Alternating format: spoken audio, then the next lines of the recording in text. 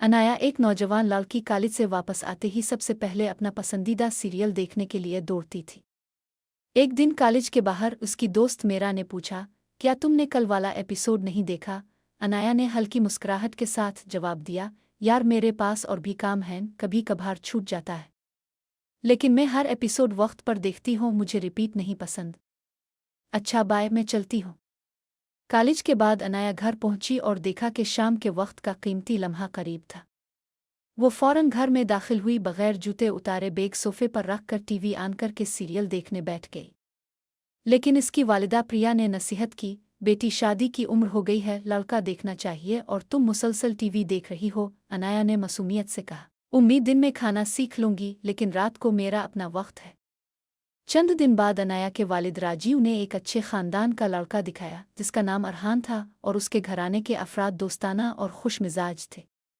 मुलाकात के बाद सब कुछ ठीक रहा और अनाया और अरहान की मंगनी हो गई। शादी की तैयारी के दौरान भी अनाया अपने पसंदीदा सीरियल के बारे में सोचती रही। हल्दी के दिन वो रसूमात में मसरूफ़ होकर एपिसोड नहीं देख सकी और बाद में दोस्त मेरा को फ़ोन करके कहा, मेरा आज बड़ा दिलचस्प एपिसोड था लेकिन मैं नहीं देख सकी। मेरा ने खुश दिली से कहा, कोई बात नहीं, मैंने तुम्हारे लिए सब देख लिया और शादी के बाद तफसील बताऊंगी। शादी के बाद अनाया अपने ससुराल पहुंची। नए माहौल में इसने महसूस किया कि सास शांतह और कुछ दीगर बहुएं भी अपने पसंदीदा सीरियल देखती है।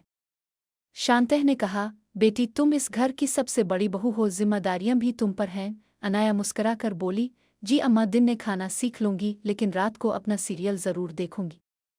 शुरू के दिनों में अनाया टीवी देखने में इतनी मसरूफ़ हो गई कि खाना जलने लगता। कभी कभार शौहर अरहान और सास शांतह को परेशानी होती, मगर वो समझ जाते कि ये अनाया का पसंदीदा सीरियल है। अनाया ने अपने फ़ोन में चैनल का ऐप डाउनलोड कर लिया ताकि एपिसोड को देखते हुए खाना भी बना सके।